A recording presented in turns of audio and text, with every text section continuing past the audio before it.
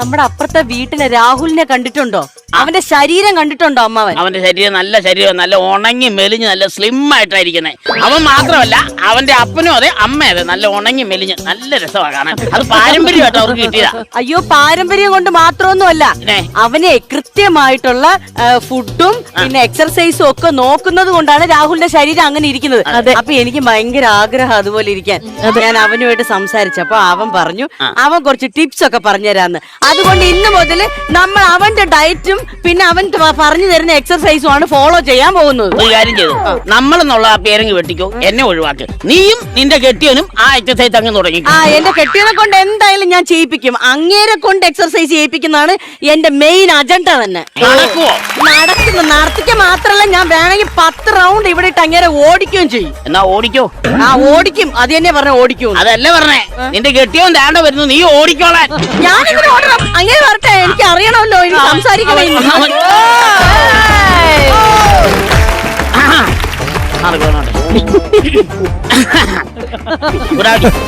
അതാ പറഞ്ഞ ഞാൻ വരാം.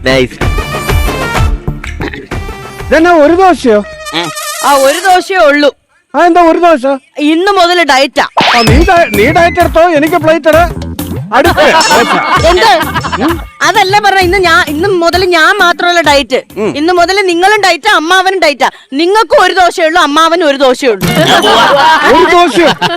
ഒരു ദോശ കൊണ്ട് ഒരു ദിവസം കഴിഞ്ഞുകൂടാ. ഞാനാരാ, ചിന്നൻ ചുണ്ടലിയാണോ?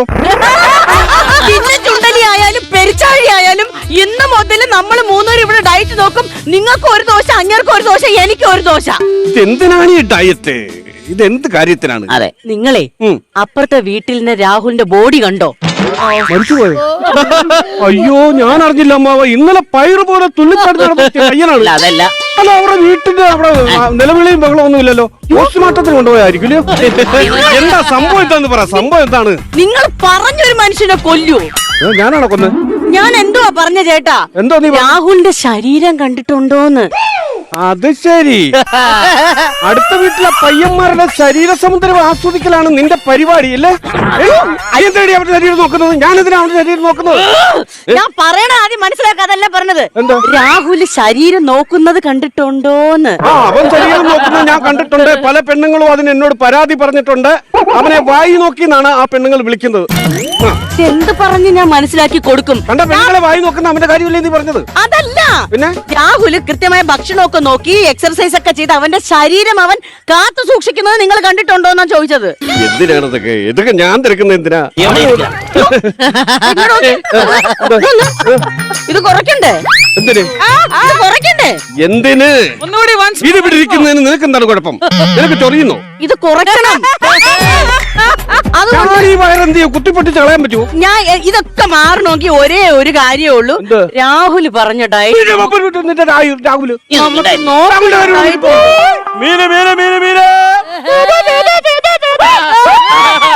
എന്തും മീനാ? ചൂര, അയല, മത്തി, കൊഞ്ച്. കൊഞ്ചുണ്ട്, കൊഞ്ചുണ്ട്. ഇന്ന് മുതൽ ഈ വീട്ടിനകത്ത് പരിപാടിയില്ല. മീൻ കറ്റാത്തത് ഇന്ന് മുതൽ വെജ്ജാ. വെജോ? വെജ്ജാ. ഇത് ആരാടി നിനക്ക് ഇതൊക്കെ പറഞ്ഞു തരുന്നത്? രാഹുൽ പറഞ്ഞു വെജ് കഴിച്ചാൽ നമ്മൾ സ്ലിം ആവുമെന്ന്. അങ്ങനെയാണ് ഈ നമ്മുടെ ഈ ലോകത്തുള്ള ആനയെല്ലാം അങ്ങ് സ്ലിം ആകണമാണല്ലോ. ആന വെച്ചല്ലേ, പശു വെച്ചല്ലേ, കുതിര വെച്ചല്ലേ അവരൊക്കെ മെലിഞ്ഞായിരിക്കുന്നേ? അല്ല, അത് പിന്നെ എന്തായാലും രാഹുൽ പറഞ്ഞതുപോലെ ചെയ്തേ പറ്റൂ. ഒരു രാഹുൽ ഇത് കൊറേ കേൾക്കുന്ന ഞാൻ. കുമാറേ, ഒരു കാര്യം ചെയ്യും, ഇവള് ഈ രാഹുലിന്റെ കാര്യം തെരുതരെ പറയുന്നോണ്ട് നീ ഇവളെ രാഹുലിന്റെ വീട്ടിൽ കൊണ്ടാക്കും. ഇനിയിപ്പോ അതാ മാവ് നല്ലത്. അതാ പറഞ്ഞു, നമുക്ക് വല്ല കപ്പയും കഴിക്കാം. ഞങ്ങൾക്ക് ഒരു കുഴപ്പം.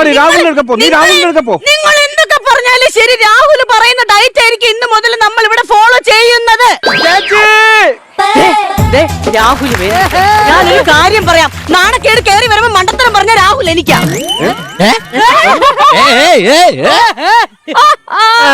എന്താ പറഞ്ഞു?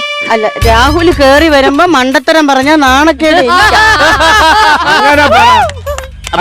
തെലുങ്ക് സിനിമയുടെ ഡബിക്കാന്ന് വിചാരിക്കുവാണ്.